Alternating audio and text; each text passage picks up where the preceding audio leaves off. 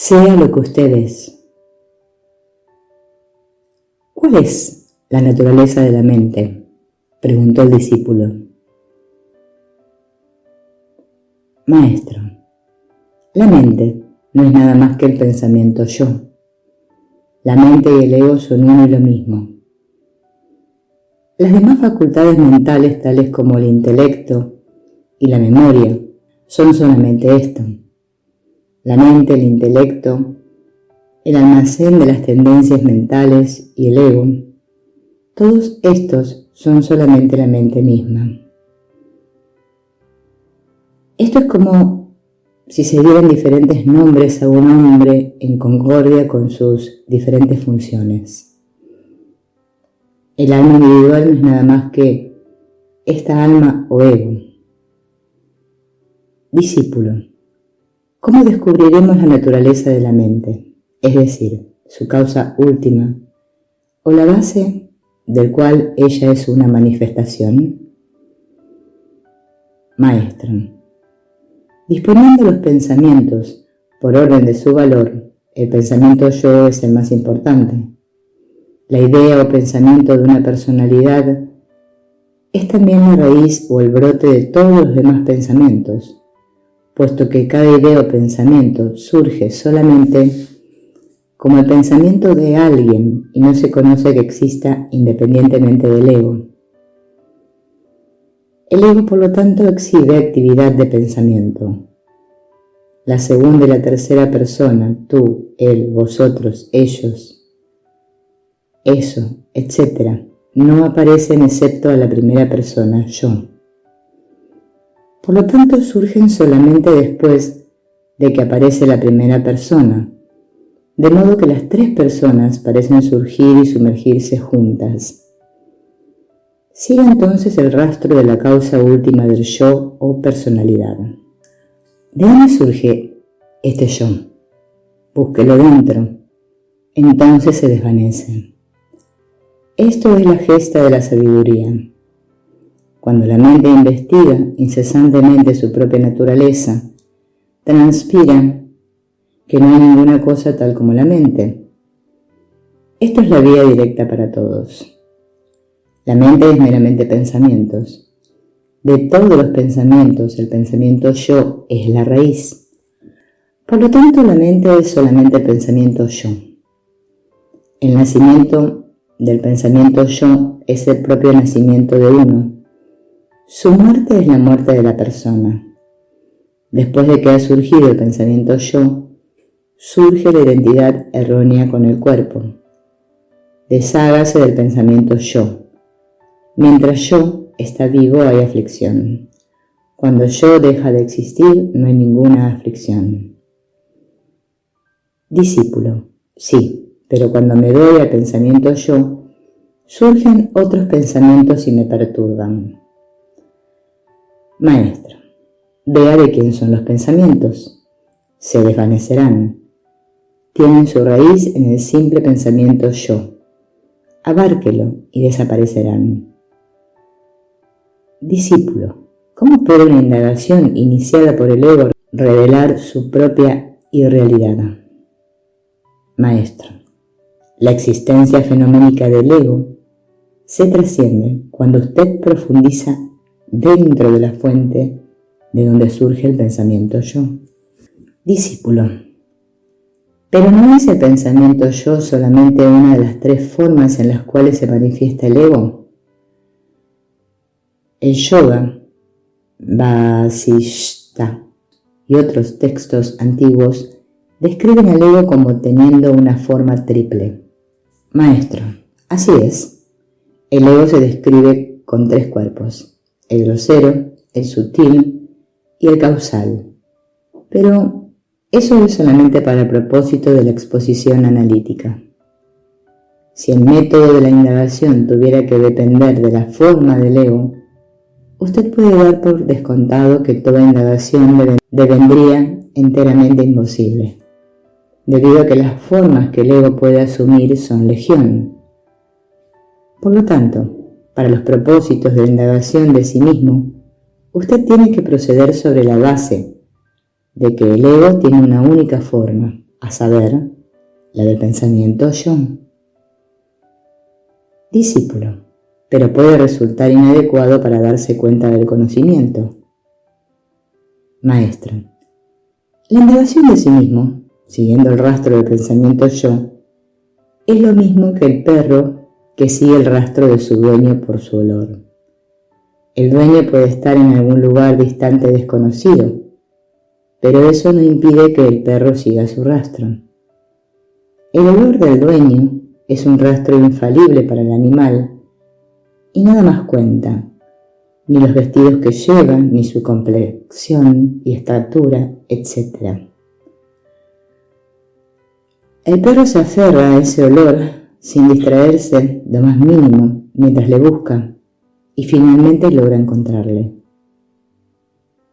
Discípulo, queda todavía la cuestión de por qué la búsqueda de la fuente del pensamiento yo, que se distingue de las demás modificaciones de la mente, debe ser considerada el medio directo a la realización de sí mismo. Maestro, el pensamiento yo no es realmente una modificación como las demás modificaciones de la mente, debido a que a diferencia de las demás modificaciones, las cuales no tienen ninguna interrelación esencial, el pensamiento yo está igualmente y esencialmente vinculado a cada una y a todas las modificaciones de la mente. Sin el pensamiento yo no puede haber ninguna otra modificación, pero el pensamiento yo puede sustituir por sí mismo sin depender de ninguna otra modificación de la mente. El pensamiento yo es por lo tanto fundamentalmente diferente de las demás modificaciones. Así pues, la búsqueda de la fuente del pensamiento yo no es meramente la búsqueda de la base de una de las formas del ego, sino de la fuente misma de la cual surge la individualidad. En otras palabras, la búsqueda de la realización de la fuente del ego en la forma del pensamiento yo implica necesariamente la trascendencia del ego en cada una de sus formas posibles. Discípulo, observando todas las formas del ego, ¿por qué solo se debe escoger esa modificación como el medio de la indagación en sí mismo? Maestro, debido a que es el único dato irreductible de su experiencia y debido a que buscar su fuente es la única vía practicable que usted puede adoptar para darse cuenta de sí mismo. Se dice que el ego tiene un cuerpo causal que es el estado del yo durante el sueño profundo. Pero, ¿cómo puede usted hacer de él el sujeto de su indagación? Cuando el ego adopta esta forma, usted está inmerso en la oscuridad del sueño profundo. Discípulo, pero no es el ego en su forma sutil y causal, demasiado intangible, como para ser abarcado mediante la indagación dentro de la fuente del pensamiento yo, llevada a cabo mientras la mente está despierta? Maestro, no. La indagación dentro de la fuente del pensamiento yo toca la existencia misma del ego.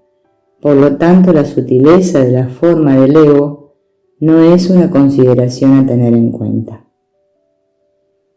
Discípulo, si la única meta es darse cuenta del puro ser de sí mismo incondicionado, el cual no depende en modo alguno del ego, ¿cómo puede ser de alguna utilidad una indagación pertinente al ego en la forma del pensamiento yo?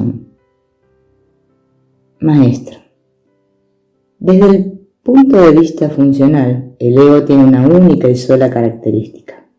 El ego funciona como el nudo entre el sí mismo, el cual es pura conciencia, y el cuerpo físico, el cual es inerte e insenciente. El ego es llamado, por lo tanto, el nudo entre la conciencia y el cuerpo inerte. En su investigación dentro de la fuente del pensamiento yo, usted toma el aspecto conciencia esencial del ego. Por esta razón, la indagación debe conducir a la realización de la pura conciencia del sí mismo. Usted debe distinguir entre el yo puro en sí mismo, y el pensamiento yo. Este último, siendo meramente un pensamiento, ve sujeto y objeto, duerme, despierta, come y bebe, muere y renace. Pero yo, con mayúsculas puro, es el puro ser, existencia eterna, libre de toda ignorancia y de todo pensamiento e ilusión. Si usted permanece como el yo, su único ser, sin pensamiento, el pensamiento yo desaparecerá y la ilusión se desvanecerá para siempre. En una sala de cine, usted puede ver las imágenes solamente con una luz muy tenue o en la oscuridad. Pero cuando se encienden todas las luces, las imágenes desaparecen. Así también, en la inundación de luz del Supremo en sí mismo, todos los objetos desaparecen. Discípulo, eso es el estado trascendental. Maestro, no. ¿Trascender qué y por quién? ¿Solo usted existe? Discípulo, se dice que el sí mismo está más allá de la mente y sin embargo, la realización es con la mente. La mente no puede pensarlo, ello no puede ser pensado con la mente y solo la mente puede realizarlo. ¿Cómo han de reconciliarse estas contradicciones? Maestro, el sí mismo se realiza con la mente muerta, es decir, con la mente desprovista de pensamientos y vuelta hacia el interior. Entonces la mente ve su propia fuente y se hace de sí mismo. No es como el sujeto que percibe un objeto. Cuando la habitación está oscura es necesaria una lámpara para iluminar y ojos para conocer los objetos. Pero cuando el sol ha salido no hay ninguna necesidad de una lámpara para ver los objetos. Para ver el sol ninguna lámpara es necesaria. Es suficiente con que usted vuelva sus ojos hacia el autoluminoso sol. Ocurre lo mismo con la mente. Para ver los objetos es necesaria la luz de la mente. Para el corazón es suficiente con que la mente se vuelva hacia él. Entonces la mente se pierde a sí misma y el corazón brilla. La esencia de la mente es solamente presencia, conciencia o conciencia. Sin embargo, cuando el ego la domina, funciona como la facultad razonante, pensante o sensorial. La mente cósmica, no estando limitada por el ego, no tiene nada separado de sí misma y es por lo tanto solamente presencia consciente. Esto es lo que la Biblia quiere decir por yo soy lo que yo soy. Cuando la mente perece en la suprema conciencia del propio sí mismo de uno, sabe que la totalidad de los diferentes poderes, comenzando con el poder de querer e incluyendo el poder de hacer y el poder de conocer, desaparecerán enteramente al encontrarse que son una imaginación irreal que aparece con la propia forma de la conciencia de uno. Solo la mente impura, la cual funciona como pensamiento y olvido, es samsara, lo cual es el ciclo de nacimiento y la muerte. Solo el yo real, en el cual la actividad del pensamiento y del olvido ha perecido, es la pura liberación. Está desprovista de olvido del sí mismo, lo cual es la causa del nacimiento y la muerte. Discípulo, ¿cómo ha de ser destruido el ego? Maestro, atrape al ego primero y entonces pregunte cómo ha de ser destruido. ¿Quién hace la pregunta? Es el ego. Esta pregunta es un medio seguro de mimar al ego y no de matarlo. Si usted busca al ego, encontrará que no existe. Esa es la vía para destruirlo.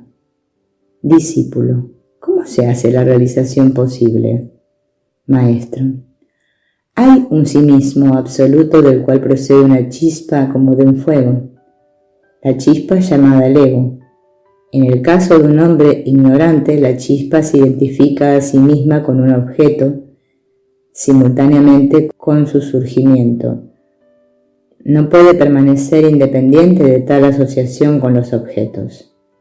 La asociación es ignorancia y su destrucción es el objeto de nuestros esfuerzos. Si se mata su tendencia a objetificante, entonces permanece pura y se sumerge dentro de la fuente. La identificación con el cuerpo es la idea yo soy el cuerpo. Esta debe partir antes de que vengan los buenos resultados. El yo, en su pureza, se experimenta en intervalos entre los dos estados o dos pensamientos. El ego es como esa oruga que deja su presa solamente después de atrapar otra. Su verdadera naturaleza solo puede encontrarse cuando está fuera de contacto con los objetos o pensamientos. Este ego fantasmal, que está desprovisto de forma, viene a la existencia atrapando una forma dura. Alimentando las formas que atrapa se expande cada vez más. Al dejar una forma atrapa otra forma, pero cuando es buscado por ella emprende la huida. Solamente si existe esa primera persona, el ego, en la forma yo soy el cuerpo, existirán la segunda y la tercera persona, tú, él, vosotros, ellos, eso, etc. Si escrutando la verdad de la propia primera persona de uno se destruye la primera persona, cesarán de existir la segunda y la tercera persona y la propia naturaleza de uno, la cual brillará entonces como única, será verdaderamente el estado del sí mismo. El pensamiento, yo soy este cuerpo de carne y sangre, es el hilo único sobre el cual se ensartan la multitud de los demás pensamientos. Por lo tanto, si nosotros nos volvemos hacia adentro indagando, ¿dónde está este yo? Todos los pensamientos, incluyendo el pensamiento yo, acabarán y el conocimiento de sí mismo brillará entonces espontáneamente.